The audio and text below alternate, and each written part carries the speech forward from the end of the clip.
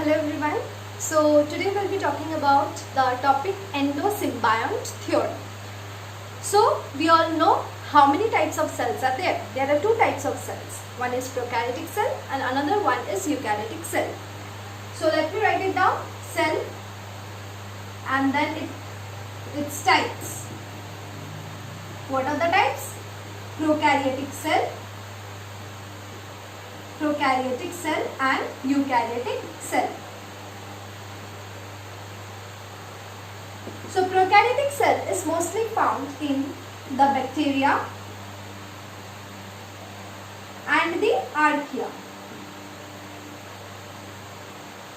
whereas eukaryotic cells are mostly found in plants, animals, fungi and protists.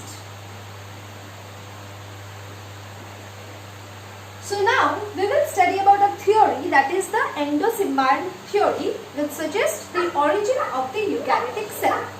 So let me erase this one and let us write about the theory, that is the endosymbiont theory.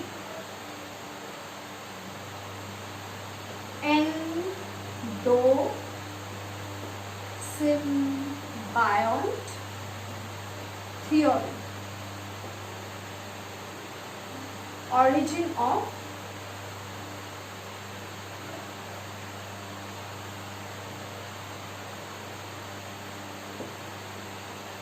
eukaryotic cell.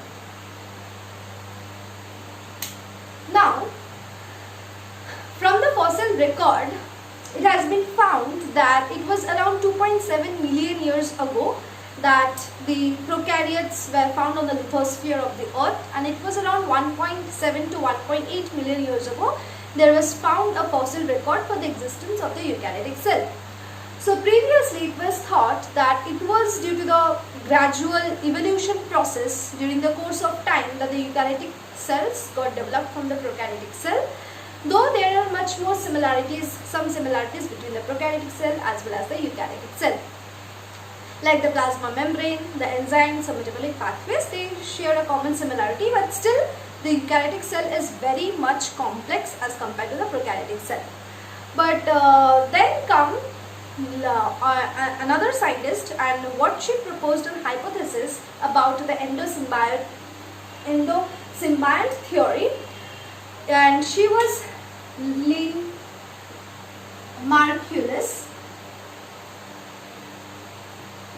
She told that some of the organelles of the eukaryotic cell, like the mitochondria and the chloroplast, have taken a symbiotic relationship, has been taken up by this eukaryotic cell initially, and they have taken a symbiotic relationship to live in the cytoplasm of this larger host cell, and they are in a symbiotic relationship with one another.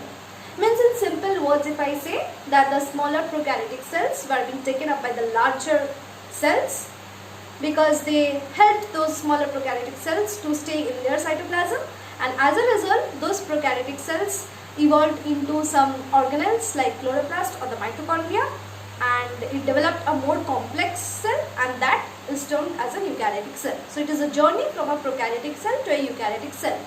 Now there are possible steps that how the evolution occurred from prokaryotic cell to eukaryotic cell. So let us see that what are the possible ways, means how this course of time has taken from the evolution of a prokaryotic cell to eukaryotic cell. So initially there was an anaerobic heterotrophic prokaryotic cell. So this is anaerobic heterotrophic prokaryotic cell, prokaryote. Okay, so this is your DNA or any nucleic acid, their genetic material. Okay, and this is your plasma membrane, and this is the cell cytoplasm. Okay, this is the cytoplasm. So this is an anaerobic heterotrophic prokaryote, which means that they cannot synthesize their own food. They depend on other organic molecules for their food, and they are anaerobes, means they do not require oxygen for their metabolic activities or for their survival. So what happened initially, anaerobic heterotrophic prokaryote took an aerobic prokaryote. Suppose this is an aerobic prokaryote.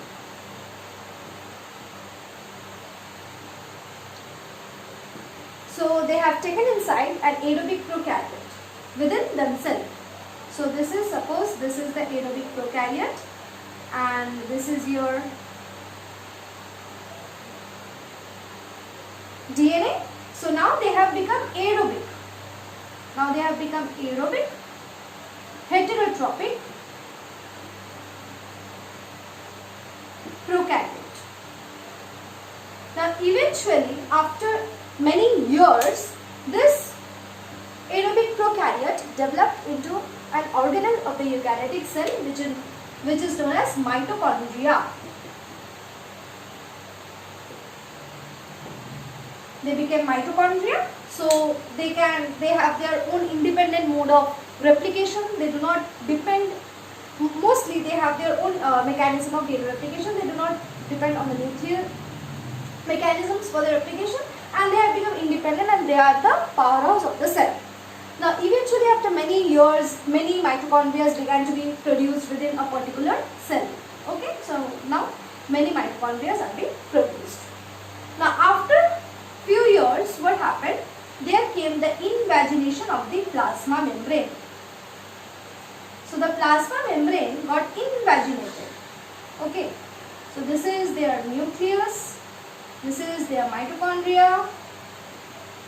Okay, and this is the invagination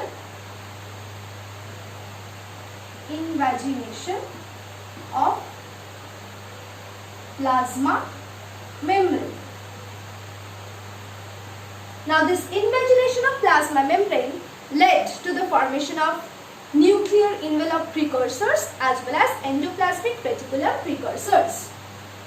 So this invagination of the plasma membrane led, this is our DNA, this is our mitochondria, okay, and here some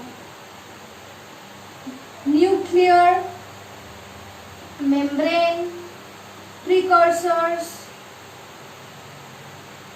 This is the cytoplasm, and some are ER. ER means endoplasmic reticulum precursors. So these are aerobic, and we can say this as it is a proeukaryotic cell. Now this proeukaryotic cell now diversified into two types. Like some became non-photosynthetic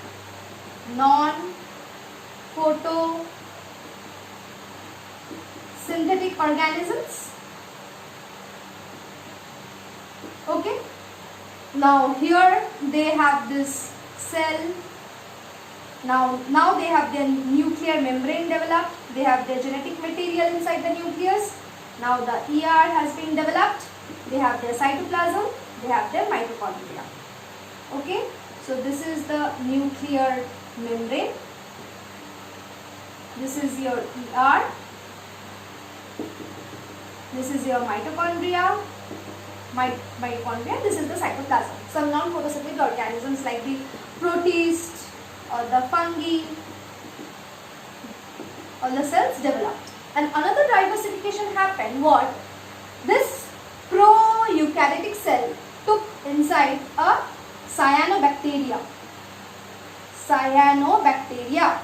So cyanobacteria has the capability to synthesize organic molecules or glucose from the light energy, and they also can evolve O2. So they can evolve O2 and they can photosynthesize. Means autotropic. They are autotrophs. This led to the formation of the modern day plant cell.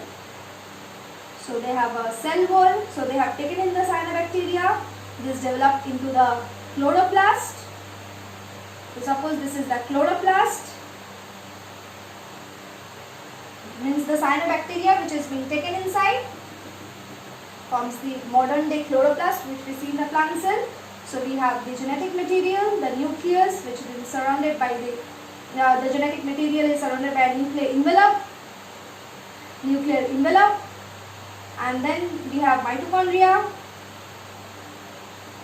we have vacuole, this is a vacuole, this is your cytoplasm, this is your cell wall. So this is a modern day what cell? Plant cell.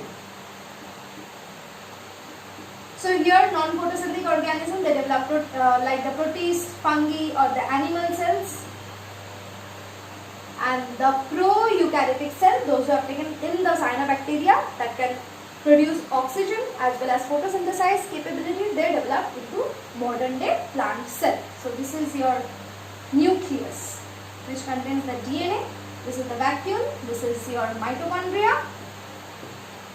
So this now hence we confirm, means this is the possible steps that how we get an eukaryotic cell, whether it is an animal cell or plant cell, from an anaerobic heterotrophic prokaryotic cell. So this is all about the endosymbiontic theory. If you like the video, please hit the like button, subscribe to my channel to stay tuned for the upcoming videos. Till then, bye bye.